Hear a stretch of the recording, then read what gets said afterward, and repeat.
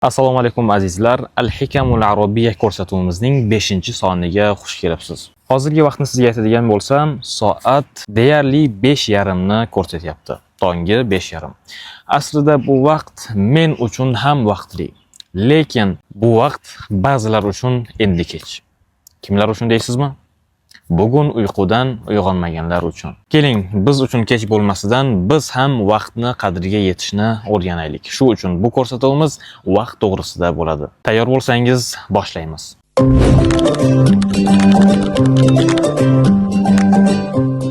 Birinchi hikmatni o'qishdan boshlayman.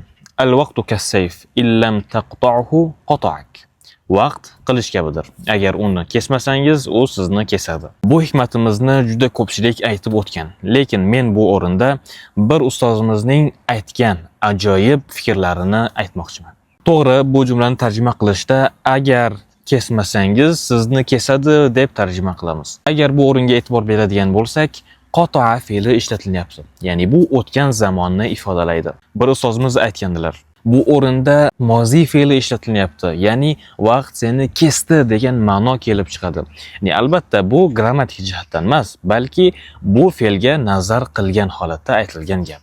Haqiqatda biz vaqtni o'z vaqtida kesa olmasak, vaqt bizni kesib tashlaydi. Chunki uning qilichi tez va o'tkir bo'ladi.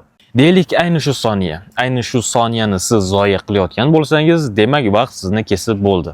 Tasavvur qilyapsizmi? Vaqtning qilichi qanchalik tez ekanligini. 1 soniya va u sizni kesdi. Balki bundan ham oz muddatdadir. Demak, birinchi hikmatimiz al-vaqtu kas-sayf illam taqta'hu qata'ak. Vaqt qilich kabidir, uni kesmasangiz sizni kesadi. Ikkinchi hikmatimiz al-vaqtu min zahab illam tudrikhu zahab. Bu hikmatimiz ham juda ajoyib. Vaqt oltindandir. Agar uni idrok eta olmasang, ketadi. Bu hikmatimizning go'zal o'rni shuki, bu hikmatimizda ikkita zahab so'zi kelyapti. Bir oltin degan ma'noni bildiradi, ikkinchisi ketdi degan ma'noni bildiradi. Vaqt oltindan, biz uni anglamasak, u bizdan ketadi. Ya'ni biz vaqtimizni idora etishni, vaqtdan unumli foydalanishni bilmasak, albatta u ketaveradi, bizni kutib turmaydi. Keyingi hikmatimiz bu ajoyib hikmatlardan ekan. Inna amaliyat tanzimil vaqt يمكن أن تستمر لسنوات طويلة ولذلك عود أولادك عليها منذ الصغر. Amaliya degani operatsiya yoki amaliyot degan ma'nolarni bildiradi. Albatta vaqtni idora etish amaliyoti yumkinu an tastamirra li sanawatin tawila. Uzoq yillar davom etishi mumkin. Walidhalika awid awladaka alayha mundu as-sighar. Shuning uchun farzandlaringni yoshligidan bu narsaga odatlantir. Dar haqiqat, vaqtni to'g'ri boshqarish, vaqtdan to'g'ri unumli foydalanish bir kunda bo'ladigan ish emas, balki bunga yillar ham ketishi mumkin ekan. Shuning uchun deyilyaptiki, sen bolalaringga, farzandlaringga yoshligidan shu narsani o'rgat, toki ular hayotga ilk qadamlarini qo'yishganlarida ushbu narsaga odatlangan bo'lishlari kerak. Agar hikmatlarda yangi so'zlar uchrayotgan bo'lsa, albatta ularni yozib ketish sizning vazifangizdan va ularni yodlab, ular ishtirokida gap tuzish sizning vazifangizdan. Shunchaki buni sizga hozir eslatkim keldi va eslatdim. Xo'p, Qur'on ta'lim sayfamizda, Instagramda bundan oldin bolajonlar ajoyib bir qasida, ya'ni she'rni o'qishgan edi. O'sha she'r menga juda ham yoqqan edi va bugun mavzuyimiz shu ekanligi uchun men hozir sizlarga o'sha she'rni o'qiyman, uni qisqa tarjima qilamiz va ko'rsatuvimizning bu soni ham nihoya topadi. Agar tayyor bo'lsangiz, men she'rni o'qiyman. Al-vaqtu aghla min al-yaquti waz-zahabi wa nahnu nakhsiruhu fil-lahwi wal-la'ibi. Nalhu wa nal'abu wal-ayyamu mudbiratun tajri sira'an tujiddu sayra fil-harabi. Wa qad nasina min al-ayyami atwalaha يوم الحساب ويوم العرض والكرب. She'rning tarjimasiga kirishadigan bo'lsak, al-vaqtu aghla. Al-aghla degani bu qimmatroq degani. Minal yaquti va zahabi. Vaqt yoqut va oltindan ham qimmatliroq. Va nahnu nakhsiruhu fil lahwi wal la'ibi. Biz esa uni, ya'ni vaqtni fil lahwi wal la'ibi, o'yin va behuda ishlarda boy berib qo'yapmiz, ya'ni qo'ldan chiqaryapmiz, yutqizmoqdamiz. Nalhu va nal'abu wal ayyamu mudbiratun. Nalhu degani bu vaqtni chog'liq qilamiz degani. Va nal'abu esa o'ynaymiz. Nalhu va nal'abu vaqtichog'lik qilamiz, o'ynaymiz va kunlar esa o'tib ketadi. Tajri siro'an tujiddu sayra fil harabi. Tajri degani bu yuguradi degani. Siro'an esa shoshilgan holda. Shoshilgan holda yuguradi. Nima yuguradi? Kunlar. Tujiddu sayra fil harabi. Ya'ni kunlar shoshilgan holatda yuguradi va qochishda yurishni ham boplab qo'yadi.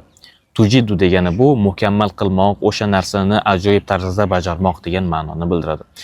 Ya'ni kunlar yuguradi, shoshilgan holatda yuguradi va qochishda yurishni ham boplab qo'yadi. Vaqad nasina minal ayyami atwalaha. Biz dar haqiqat kunlarning eng uzuni bo'lmishini unutdik. Yawmal hisabi, hisob kunini, va yawmal ardi, va ko'rgazma kunini, val karbi, ya'ni g'am kunini. Bunday olib qaralganda barchamizning hisob kunimiz bor. Kun keladi, biz hattoki o'zimiz bilan o'zimiz hisob-kitob qilamiz. Deylik, yoshi keksagan otaxonlar, onaxonlar, ular yoshlikdagi vaqtlarini zoya qilgan vaqtlarini eslab nadomat qilishmaydimi? Xo'rsinishmaydimi? Albatta xo'rsinishadi, albatta nadomat qilishadi va deyshadiki, yoshligimda agarda vaqtimni zoya qilmaganimda, vaqtimdan unumli foydalanganimda, hozir mana shu orzu bo'lib, armon bo'lib qolgan narsalarga erishgan bo'lardim deb albatta nadomat qilishadi. Yoki 20-30, balki undan ham yuqori yoshdagi akalarimiz. Yoshlikda kamroq o'ynaganimda edi, vaqtimdan unumli foydalanganimda edi, hozir bu kabi zahmatli mehnatlar ustida ishlab pul topmagan bo'lardim. Balki oson yo'l bilan, ilmim bilan pul topardim deb o'ylashmayotganmikan? Albatta o'ylashadi. Shuning uchun deyilyaptiki, biz hisob kunini unutib qo'ydik. Baribir biz hisob-kitob qilamiz o'zimizni. Va yawmal ard, ard degani bu ko'rgazma degani. Yawmal ard bizning ko'z oldimizdan shunday o'tib ketadi. Vaqtni zoya qilayotganlarimiz, PUBG o'ynayotganlarimiz, kitob o'qishni o'rniga darslarimizni qilish o'rniga PlayStation o'ynayotganlarimiz bari ko'z oldimizdan o'tib ketadi. Ya'ni biz o'sha kunni unutib qo'yganmiz. Takroran yana shu qasidani endi arab tilida o'qiyman. Siz uni tarjimadan tushunganlaringiz iste'molida o'zingiz tarjima qilishga harakat qiling. Al-vaqtu aghla min al-yaquti waz-zahabi wa nahnu nakhsiruhu fil lahwi wal-la'ibi nalhu wa nal'abu wal-ayyamu mudbiratun tajri sira'an tujiddu sayra fil harabi wa qad nasina min al-ayyami atwalaha yawm al-hisabi wa yawm al-'ardi wal-karbi. Shunday ekan, vaqtdan unumli foydalanish, vaqtni zoya qilmaslik juda ham muhim. Bir kun kelib nadomat qilmasligimiz uchun ham biz hozir vaqtni tillodan ekanligini bilishimiz kerak. Va illoki hikmatda aytilganidek, agar vaqt oltindanligini bilmasang, uni idrok qila olmasang, vaqt ketaveradi.